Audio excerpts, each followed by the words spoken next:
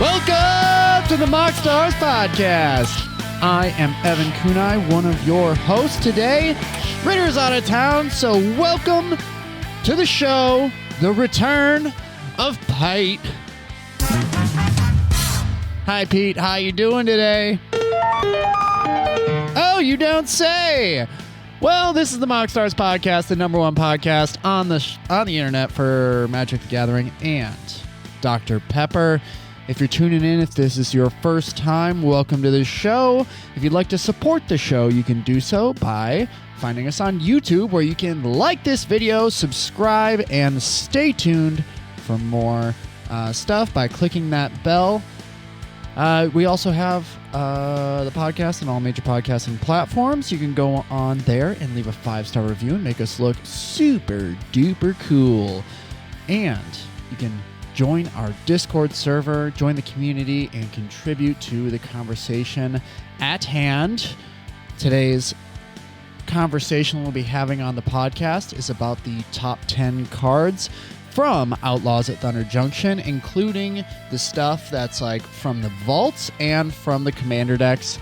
So if you have any opinion at all about that whatsoever, you can go to the Discord server and share it there. You can also support the show by joining our Patreon. For $3 a month, you can become a Pepperhead, or you can become a Cherry Vanilla Pepperhead, an official Cherry Vanilla Pepperhead, just like UWP Quirt.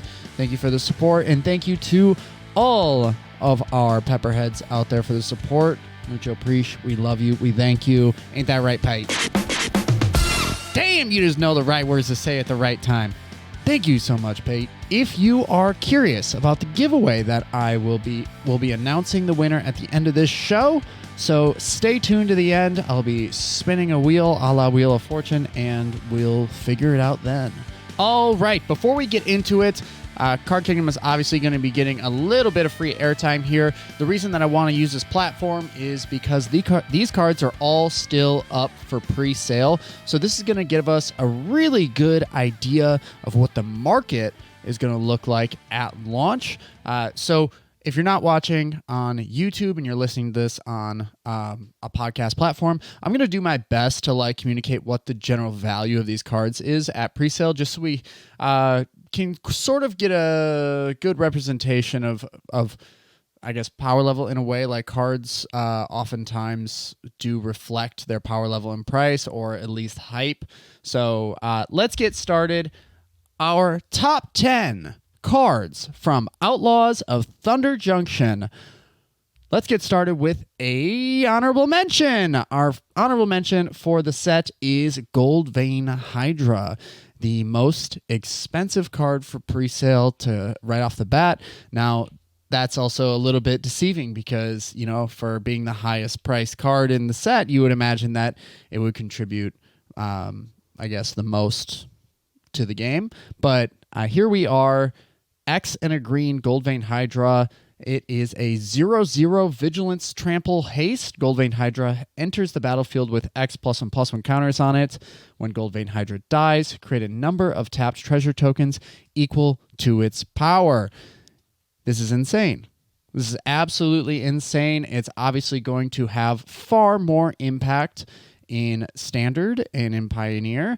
Just dumping a ridiculous amount of mana into this is going to net you likely a one-shot on your opponent in cEDH. The reason that I think this is worth an honorable mention in cEDH is just due to how easy it can be to fall into infinite mana, and a certain type of strategy might want to see this. So I don't want to knock it because it clearly screams Standard Pioneer All-Star, especially since there is that World Soul Rage combo with Nissa kind of working its way through the format. Before that gets banned, this is definitely going to contribute. It's going to replace some of the cards that you might be playing otherwise. So this is a really great card. I love being able to feed a ton of mana into it, and then having a sack outlet for it, whether it's an Altar Dementia, so you could essentially kill 2 players in one go with this, feed everything into it, kill somebody, sacrifice it, create or for, whatever, mill them their entire library and then create a million tapped treasure tokens. So I think it has potential. While it doesn't scream obvious potential in cEDH, I would test it out in a few different builds just to see where it would go. All right, number 10, Annie Flash, the Veteran. 3, a red, green, and a white for legendary creature, human rogue, a 4/5 with Flash. They had to do it, didn't they? When Annie Flash enters the battlefield, if you cast it, return target permanent card with mana value 3 or less from your graveyard to the battlefield tapped. Whenever Annie Flash becomes tapped, exile the top 2 cards of your library. You may play those cards this turn. So this is pretty great. I like this a lot, as the guy on the Discord server may have noted that whenever something says enter the battlefield, blah, blah, blah, it's in Naya colors and works with food chain, I get excited. And not just a little bit excited. I become obviously very uncomfortable in my chair excited. So this is, to me, this is no Rocco. Let's just get it, that's off the table. This is no Rocco at all. What this is, if you decide to play it, is, well, it's hard to say, but it is a way to protect your food chain combo. So I really like it for that aspect of it, where you can land the food chain, or if it meets a counter spell, hopefully not a force of negation, but if it meets a counter spell and goes to the graveyard, what you're able to do is then flash out Annie Flash and get your food chain back to the battlefield and pop off from there. So what I do like is it is protection, it is recursion, it is going to allow you to feed from the grave. So there are a lot of cards that allow you to loot more aggressively in red.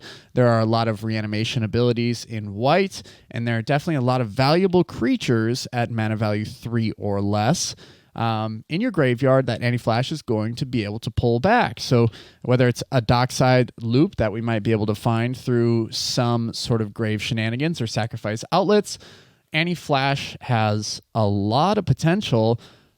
But let's just be absolutely clear here. There are a lot more cards coming into the game now that stifle enter the battlefield effects. So as the competitive scene sort of becomes more diverse, we're going to see a little bit more in the stacks realm, and Annie Flash might have trouble getting through those lines of play. So there is definitely hesitation to that, but on the face, this is really, really good. I am excited to see where it goes. I don't think the second line of text is going to be necessarily that relevant. It doesn't whenever it becomes tapped, exile the top 2 cards of your library. I guess if you flash it in on somebody's end step and then you go to your turn and you decide to swing with it, you do get 2 additional cards. So I would see that. Actually, that's not too bad. I think that's relevant. If you're not quite able to get there, this might help you get there by, stumbling into a Worldly Tutor, and then you get access to those cards or something like that. So this, not too bad. That's why it comes in at number 10. Pretty excited for it. Number 9. Oh, wrong one. Pete, why'd you do that? All right. Vihan Gold Waker. This is a card that was just announced today, and it immediately cracks the top 10. It is that good. If you are unaware, it is a red, white, and a black Mardu Dwarf Warlock, legendary creature, obviously. It is a 3/3 that says, other outlaws you control have vigilance and haste. If you're unfamiliar with what an outlaw is, it is an assassin, mercenary, pirate, rogue, or warlock. At the beginning of combat on your turn, you may have treasures you control become 3/3 construct, assassin, artifact creatures, in addition to their other types until end of turn. Wah wee wah. See what I mean by price not necessarily dictating, it doesn't necessarily dictate value in cEDH, but this is going to be undervalued. right off the bat. This is the secondary commander to the Olivia Voldaren like commander deck. So what I am seeing here is there are a lot of treasure creators. Just in general, I think, in cEDH, there's a lot of treasure creators. And I made a little list of cards that might be relevant for this type of strategy. And by type of strategy, I mean, this offers Mardu a low to the ground, like face-beating strategy that can tempo out your opponents through, like tons of mana advantage and lots of bodies. So first, the new Massacre Girl known killer is an outlaw. So all of your treasures are going to have Wither, making contact and drawing you tons of cards. This allows you to splash certain cards like Toxic Deluge and just sort of like put your opponents like off balance a little bit. So Massacre Girl known killer. Brina the Demagogue. This might be unfamiliar to a lot of folks, but this is from the Strixhaven commander decks. It is a black and a white. I can't remember the stats exactly. I think it's like a 1/3 flying, but it says if you were to attack, if a player is to attack an opponent with the most or tied for the most life, your opponent with the most life, so encourages pressuring other players, your opponent's life totals, the attacking player draws a card and you put 2 +1/+1 counters on a target creature you control. So Brina gets larger, you can pressure life totals harder, you can sort of encourage opponents to pressure each other's life totals for card advantage and make your creatures even larger. Dauthi Voidwalker, another outlaw that might be relevant for it to have vigilance and haste. Since it has shadow, you're not going to block with it, but it becomes a 3/1 with vigilance, so you can swing with it without having to worry about being able to tap it to use its secondary ability. So that seems like an auto include here. Ragavan seems good. Dockside, that's a pirate, that's an outlaw. You're probably not pressuring many life totals with a Dockside, but it is relevant that it creates a ton of treasures, which at the beginning of combat, your treasures become 3/3 construct assassins. So, that seems pretty freaking good. We have Generous Plunderer, which is a new card from the set as well. It says that you, during your upkeep, something like that. I don't have it right in front of me, but you may create a treasure token, and then target opponent may also create a tapped treasure token if you do so. So, but then it has a few other, like some other lines of text, but it also generates treasures when it deals combat damage to your player, since it has menace, it's a 2/2 menace. The Generous Plunderer deals damage equal to the number of artifacts that opponent controls to them. So another way to pressure life totals and be a little bit more aggressive and sort of like setting the tempo of the game. Note that this is pretty crazy, but Pitiless Plunderer is also another card. It's a pirate. So whenever a creature you control dies, you create a treasure token. So at the beginning of combat, Vihan is going to turn all of your treasures into creatures. So if Pitiless Plunderer is out on the battlefield, you are going to, this isn't infinite. This is not an infinite thing unless you include another card. But what it allows you to do is basically, in your main phase 2, replace those treasures with more treasures. So you can essentially double your mana for those, or set yourself up for the following turn to have, more creatures to be attacking with. So swing with your 3/3s. They have vigilance and haste. Sack them for mana. Plunderer is going to see that. You create even more treasures, and bada bang, bada boom, combo the F off. But with one other card, if you're playing Aggravated Assault in this build, which you're playing pretty aggressively, so you might want to, it does go infinite, because you are going to start a new combat step. Vihan is going to see that. All the treasures that you sacked to activate the Aggravated Assault is going to create new treasures. Those are going to become creatures. You're going to swing.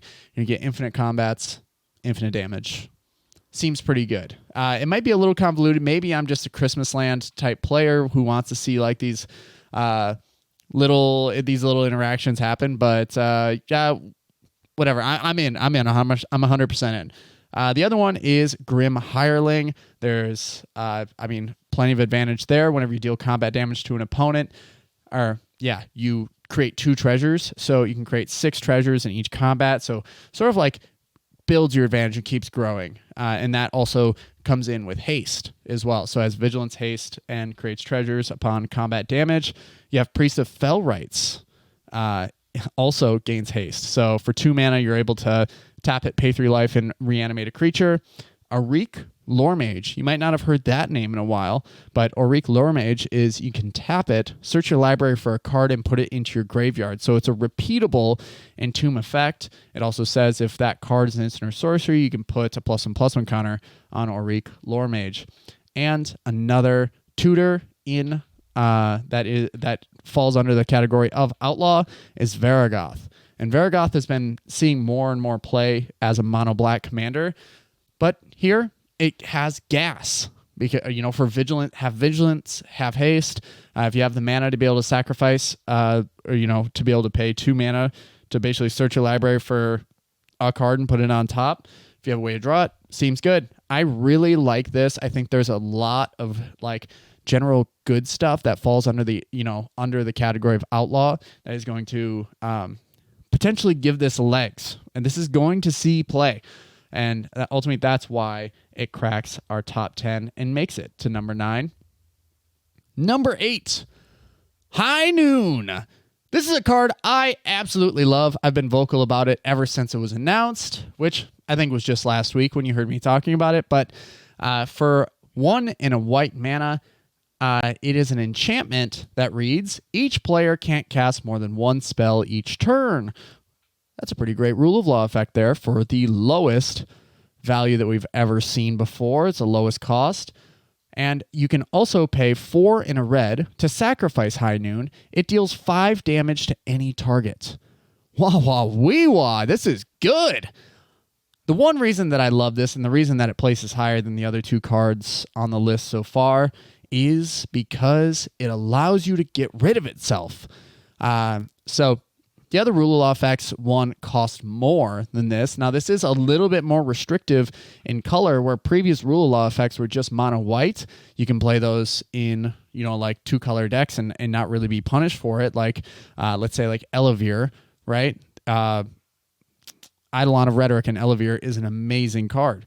So High Noon, not able to be played there because it includes red. So you automatically have to be either in Boros or starting to play into some stacks variants like in Naya or whatever. So here, High Noon, it's a great card to control the tempo of the game.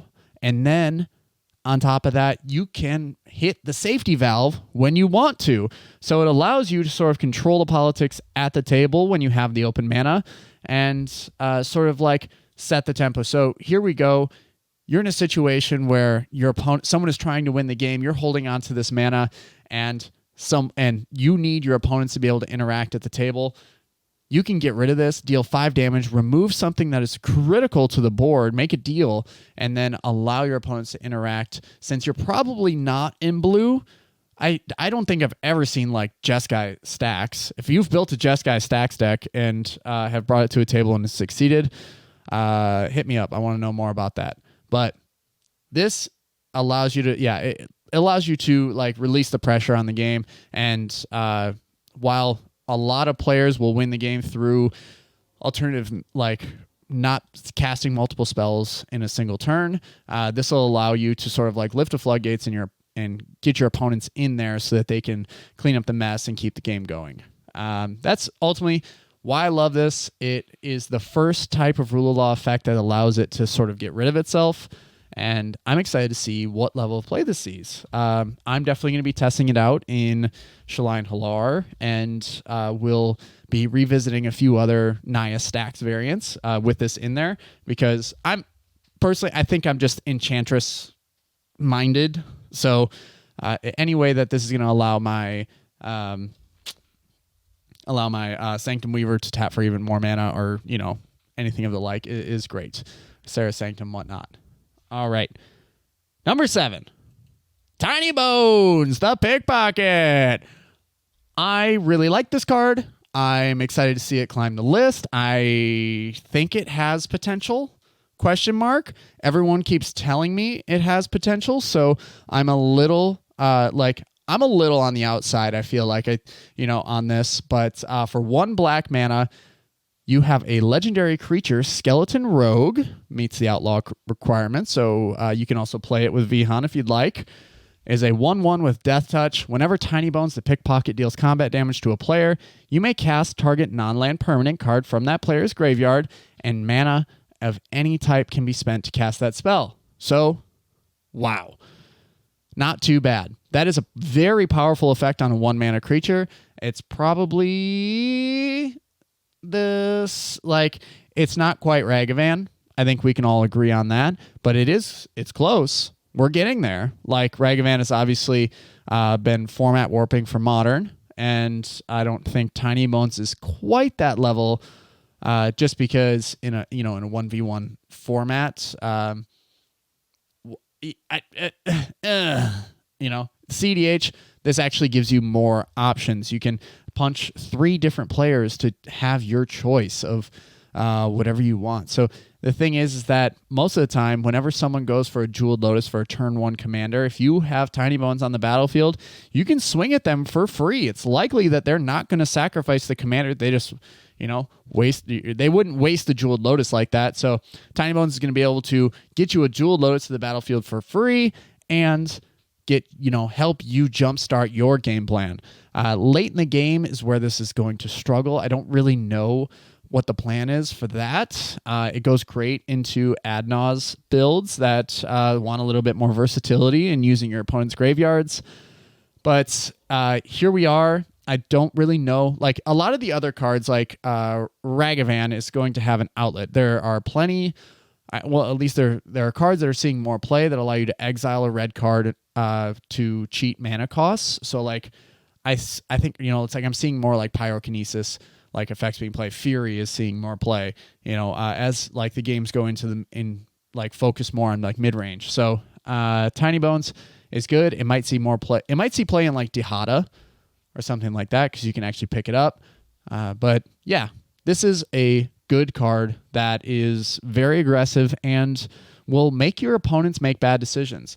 Are they going to block it? Are they going to sacrifice something of value? The thing that I struggle with and maybe I worry about with Tiny Bones is that you can just chump it with a Dockside.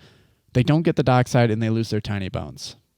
So you're not gonna chump this with a Ragavan. You're not gonna chump this with your commander probably. But if there's, here's the other thing. If a Forbidden Orchard is out there, Tiny Bones is useless. Just giving your opponents 1/1s to protect themselves, Tiny Bones just dies to that. So I'm not really sure what the plan is.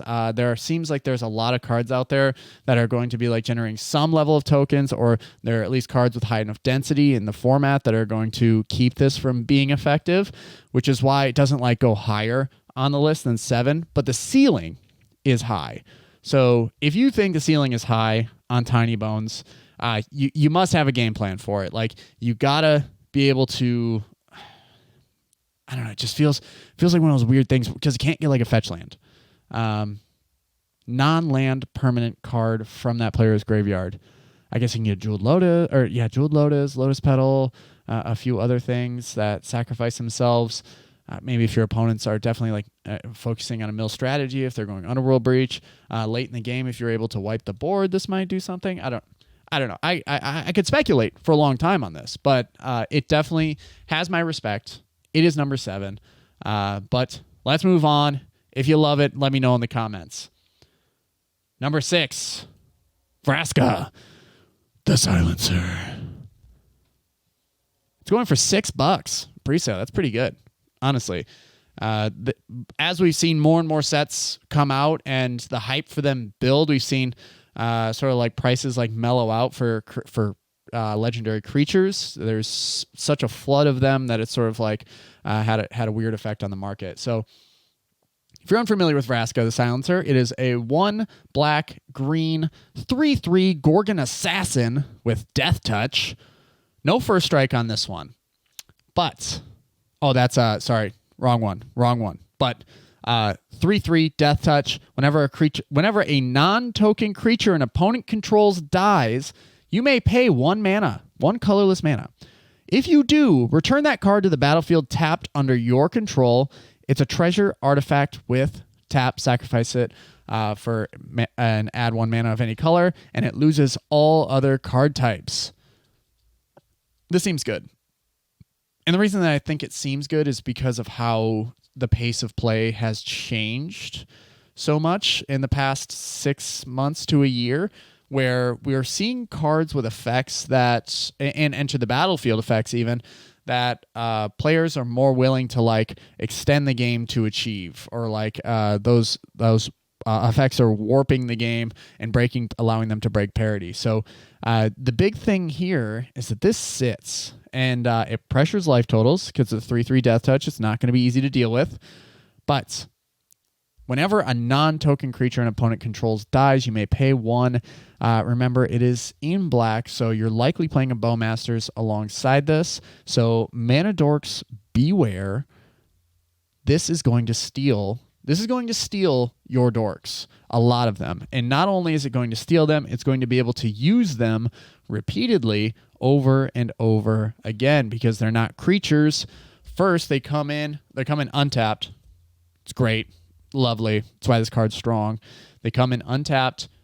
They're not creatures anymore, and so you can tap them. You're never going to need to sacrifice them, unless for some outstanding circumstance. But this is going to just sort of change and warp the game and how we evaluate. Like, it's not really a big enough red flag most of the time to kill until I guess the game has gotten out of hand. So reading the effect, it like scares the shit out of me, because I just know that control players are salivating, that they use removal in a way that allows them to play off their back foot, and they set themselves up to make the right choice all the time. So Braska the Silencer, I think it's going to make a difference, and that's why I think it goes above Tiny Bones. Like, they're interchangeable, like, right now.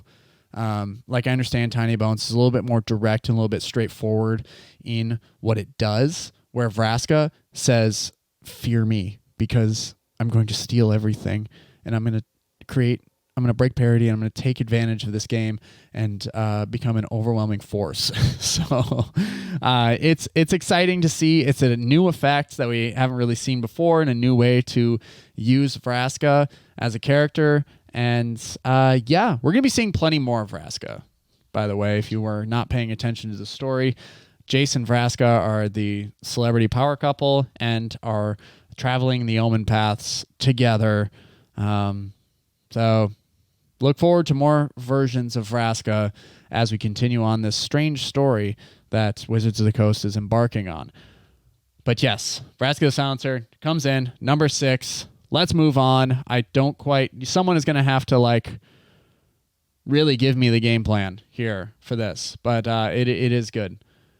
Number 5, Mor Vault. This one was just announced a few days ago, and this is the first card from the vault that we're talking about. I think it might be I won't spoil anything. But Mor Vault, if you're unfamiliar, it is a land. It is a colorless land. It's a mythic that says you can tap it for 1 colorless mana, or you can pay 3, tap it, discard a card. Look at the top X cards of your library, where X is the number of artifacts you control. Put one of those cards into your hand and the rest on the bottom of your library in a random order. Now, I think this is one of the best lands that we've seen as far as card draw goes.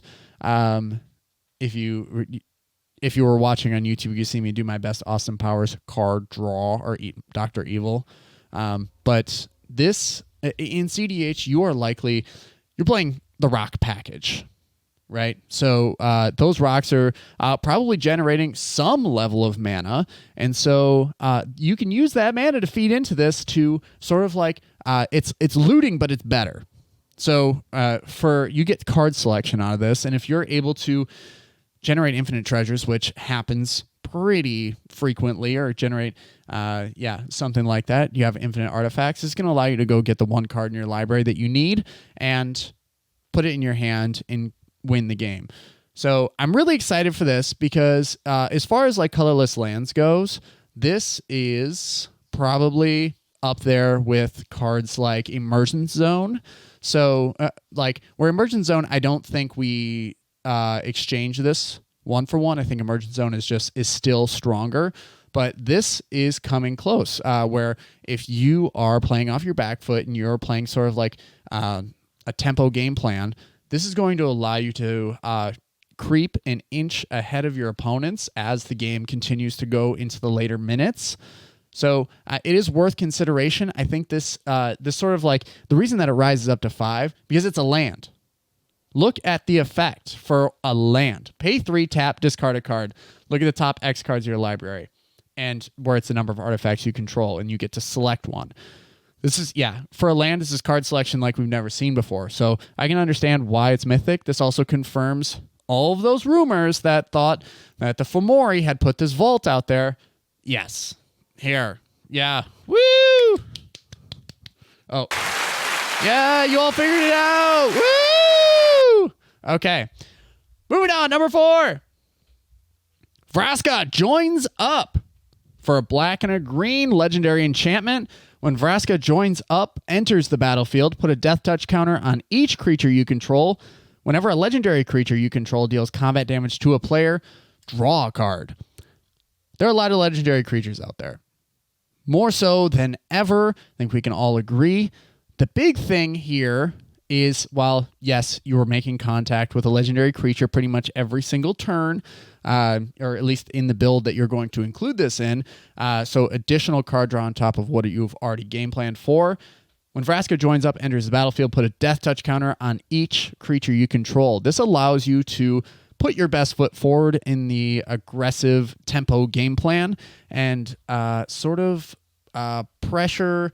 You can pressure life totals for card advantage. And I think 5-color good piles are going to want to see this more and more, just because it is going to either exchange with your opponent's board, cleaning things up, or it is going to net you card draw. The one thing I was kind of like waiting for the effect, like as I was reading this card for the first time, I thought it would have said draw a card and lose 1 life, which makes it arguably, it makes it far worse.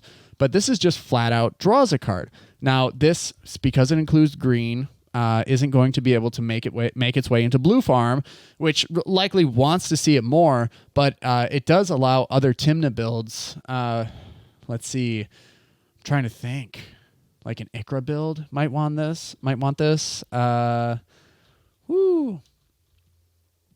really thinking about Kenrith here. Like, I really think that Kenrith wants, if you're aiming for a more aggressive build, that Kenrith probably wants this to net a little bit more card draw. But there are other slots. Whenever you get into like a 5-color build, I think the slots fill up super fast. So finding a justification for this, you would almost have to be game planning for that, using that first ability on Kenrith, which is Trample Haste, and then also putting +1/+1 counters on things, where, then you're looking at those death touch counters as having a little bit more value, like Facebreaker, Grim Hireling, effects like that allow you to deal damage, that when you deal damage, you get benefit to like sort of like make up for the cost that you're putting into playing this or playing those cards. You can recur it by being more aggressive and attacking your opponents and pressuring life totals. I think that the more that cards come out like this, and the same goes for like Tiny Bones Joins up. There are strategies along with that. If you don't know what that does, it is a 1 black mana legendary enchantment that I'm not sure what it does when it enters. I think it's target opponent discards a card, but it says whenever a legendary creature enters the battlefield under your control, each opponent loses 1 life. So, like Rograk, like those types of builds that want to play Cloudstone Curio with like Dockside to generate infinite mana, like that Tiny Bones Joins up can like milk the table and win the game like outright. So I think this, like, whenever something says draw a card, obviously it's very good. This to me says like, I feel like you're going to draw more cards off this than a few other cards on the list like so far. And that's the best mechanic in the game. I'm not going to lie. It is. Having card advantage over your opponents, pressuring their life totals, the more that cards lean this direction, the more that combat damage is going to contribute to the overall outcome of a game. And we're headed that direction. I think that Wizards of the Coast has been evaluating the game in a different outlook where we have always seen it in cEDH as, combos win. And they do. But as we strive for the mid game, there are players who are seeking to end the game or knock specific players out through combat damage quicker than ever before. So we have this unique opportunity to invest in something that is going to encourage us to pressure life totals and not only on top of that, but reward us with card draw. So that's why Braska Joins up, reaches up to number 4. I'm really excited for it and how it will see play. And, if you're including this in your build, make sure you reach out and let me know how you plan to use it. Because, right away I think about this in Hapatra, and I really want to play it there, just to incentivize players to not block Hapatra, and then to get me card draw, distribute Negwin counters easily. So see where it goes, but this is all speculative, as we know. We don't really know until we see a few months down the line how these cards are totally going to contribute to the overall format. Number 3, we have Final Showdown. Final Showdown is the one and only spree card on the list. Sorry for spoilers at 2 and 1, but it's the only spree card because it is the absolute best spree card that we've seen in this set. It is for 1 white mana and then a little plus sign in the corner, which dictates that you do have to spend more than 1 white mana, because spree says choose 1 or more. Excuse me, Dr. Pepper burp. Spree says choose 1 or more additional costs. It doesn't say up to 1. It says 1 or more. So that's why they had to put that little plus sign up in the corner. All right. For 1 white mana, you can you can choose this modal +1. All creatures lose all abilities until end of turn. The next mode is for 1 additional mana. Choose a creature you control, gains indestructible until end of turn. And then it also says you can pay 3 and 2 white as an additional cost. Destroy all creatures. There aren't many situations where you having 1 creature standing necessarily is going to decide the outcome of a game after a board wipe. Maybe it does. Maybe that's a strategy you're working towards. But the most important thing that I think this does is the first effect. For 1 in a white, all creatures lose all abilities until end of turn. Now, this doesn't stop ETBs. I think we discussed that last week, where it's, dress down. Far better, because it encapsulates everything that enters the battlefield after dress down has been cast. Plus, it replaces itself. It draws a card. Where this is an instant. So, note, instant board wipe. We haven't seen an instant speed board wipe this effectively costed and with this many modes ever. So be incredibly happy if you're playing white in any form or fashion. This is unbelievable, right? So for a white and 1 colorless mana, all creatures lose all abilities until end of turn. This can turn off a lot of combos at any given time. This can turn off Kenrith for a turn, allowing you to establish yourself or keep them from winning the game. This can turn off Sisse for a turn, keep them from activating. They might try to activate on top of you, right? So that'll basically give the nod to the other people at the table to interact in that moment. So you can also, for 1 in a white, choose a creature you control, gains indestructible until end of turn. So it's a little bit of protection if someone is seeking to destroy your creature, or you decide to block and you need this to continue your game plan, to keep the pace, to keep the tempo. So it has that versatility. But like I said, at instant speed, it is also destroy all creatures. So it is a safety valve for a strategy like Najeela that wants to swing out and end the game via combat damage. Or, since we've been speaking about it, other decks that want to be able to end the game via combat damage or pressure your life totals to reduce how valuable, how effective an ad nause can be. So it is 6, so 3 and 3 white, but I do think that the versatility in modal options here is why this is deserving of being the number 3 card in Outlaws of Thunder Junction. And you're not going to like number 2. Because number 2 is another white card. And this is the moment where we can finally tell Wizards of the Coast to stop pushing white as far forward as they are. We're starting to see white get to the point where, wow, every set is a white bomb. Every set is something that contributes to like allowing white to take over, allowing white to be like the best pairing, like in color combinations. So I love it. I love this card. Number 2, we have Aven Interruptor. Do I have a soundboard one for this? Yep, Pate. That's I don't know if that is quite fitting for Aven Interruptor, but it is 1 and 2 white, a 2/2 bird rogue with flash. It also has flying. When Aven Interruptor enters the battlefield, exile target spell. It becomes plotted. Its owner may cast it as a sorcery on a later turn without paying its mana cost. Yeah, love it. So good. Spells your opponents cast from graveyards or from exile cost 2 more to cast. Wah talk about Underworld Breach. Fuck you, Underworld Breach. Aven Interrupter's here to save the day.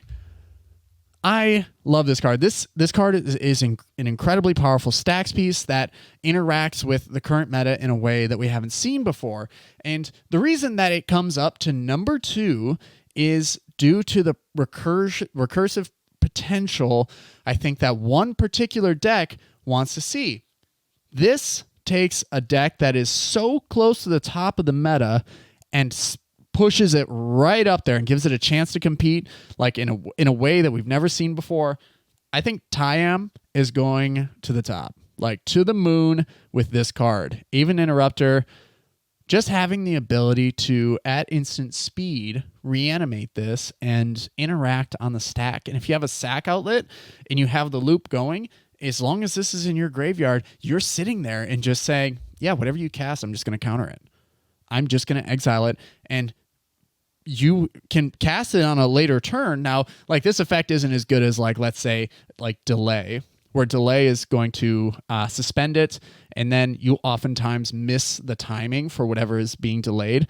Plus the game never usually lasts long enough for the card that was delayed to be played into any effect. So Aven Interrupter has similar power that is also going to allow you to repeat it. Like, in Naya decks, if you're playing like Emil the Blessed, or you are going for like some sort of like dockside loop and they're waiting to interact, Aven Interrupter is just going to say, nah, I'm sitting here waiting. Like whatever you want to do, I'll just get bounced, flickered, come back down, exile the spell, and keep you from interacting with my strategy. This is almost as good as, you know, some of those cards like that don't allow people to play on your turn. Yeah, that's the level of power we're talking here. It's not quite there, but you do have to have a little setup for you to be able to like control the game in that sense. But Tyam is salivating, they're drooling, they are fiending for a card like this, and they have been for a long time. Because most of all, Tyam will lose to Underworld Breach, or like will lose to other decks that are accruing value while shutting them down or while interacting with them. So this is going to give them the edge they need to be able to react more than be proactive, where like I think that, as you know, it kind of makes me like wonder with like decks like Rocco if they would play this, because they can't really like cast Rocco at instant speed. But like with Tyam being able to like activate at instant speed and be reactive instead of like playing it, this takes a slot for like something like a Rule of Law effect, where it's like, no, I can actually play reactively instead of allowing my opponents to assess the board state and then attack the game in a way where they can work around it. This is going to allow you to sort of like, this is a high skill curve. Like this is a learning curve that's going to be incredibly high. You're going to need to know exactly when to play this, but it pushes the spell down the road. So your opponents are basically are shut down for the turn. So if they go for something and you're like, Interruptor. All right, it's plotted.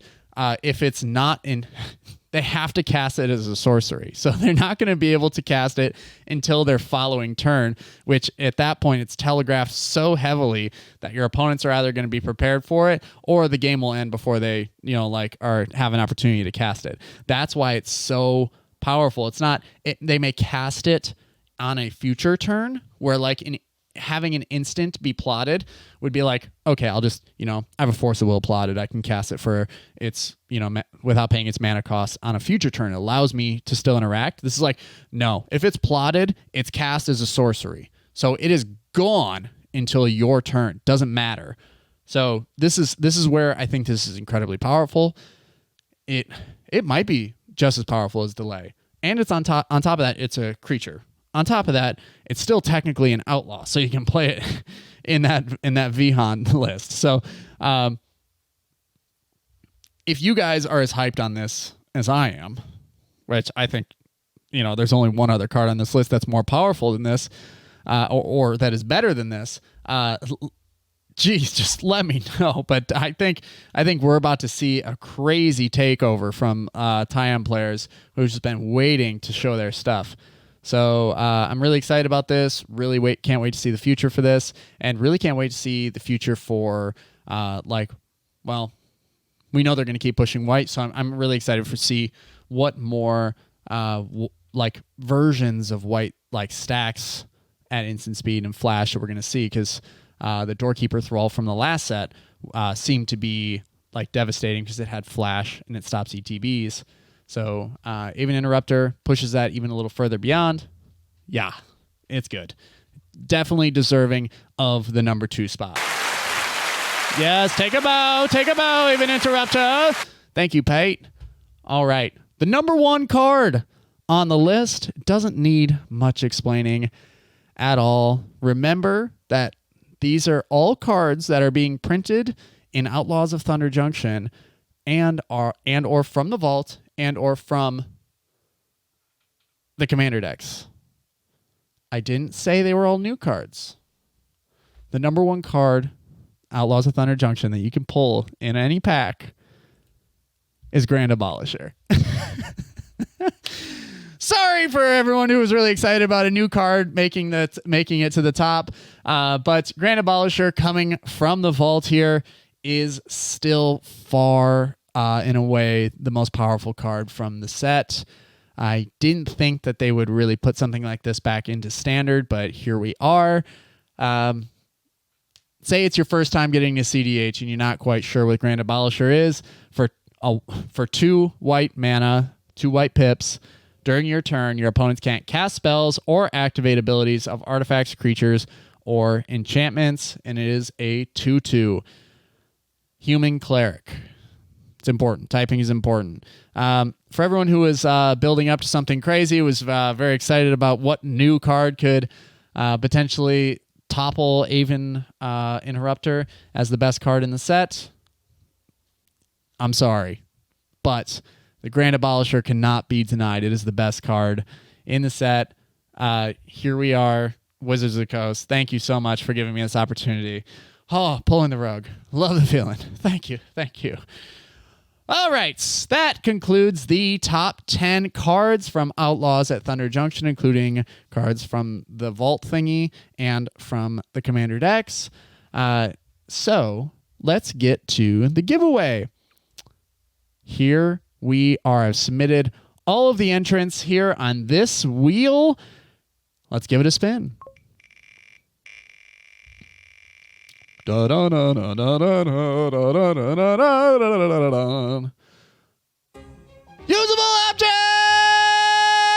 object!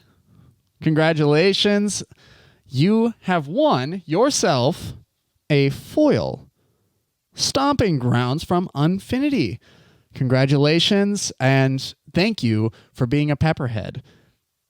It does. It proves that being a pepperhead, just on the off chance, can net you a free $25 card. I'll be reaching out for a little, to be able to ship you your prize once this episode airs. So thank you again. Thank you to everyone who entered. I appreciate you. This is how I think we'll be doing it just moving forward. That way you guys can see the result. I think it's more exciting that way. If you're on YouTube, you didn't see the wheel spin. You could hear it. Yeah, it did indeed land on usable object. So congrats to John. I'll be reaching out and yeah. If you'd like to support the show, you can do so by finding us on YouTube, where you can give us a thumbs up, subscribe, and ring that bell for more notifications. You can find us on all major podcasting platforms. You can give us a 5-star review, makes us look super duper cool, and join the Discord community server. You can also support us on Patreon, where you, as a patron, if you join us as an official Pepperhead, you get a free entry into every single giveaway that we do. We do one every 2 weeks, and it's roughly the value of the total contributions to the Patreon. So the more people that sign up, the better chances you have of winning these prizes, and the bigger the prize pool gets. But if you want to go further, you can also become a cherry vanilla Pepperhead, like UWP Quartz, and get 2 free entries. So for $5 a month, you get 2 free entries into our bi-weekly giveaways and increase your chances of getting free cool cards as the prize pool continues to grow. So yes, thank you everyone who continues to support us on Patreon. We love you. Thank you so much for the support. And this has been another episode of the MoxStars podcast. Hope you've enjoyed it. We'll catch you later, and make sure to let me know how much you hate me for picking Grand Abolisher as the #1 card in Outlaws of Thunder Junction. All right. Pete, say bye to the people. Oh, not that. No, you were supposed to do that for John. Why didn't you do that? Nah. Pete! All right. I've given you enough chances, Pete. Peace.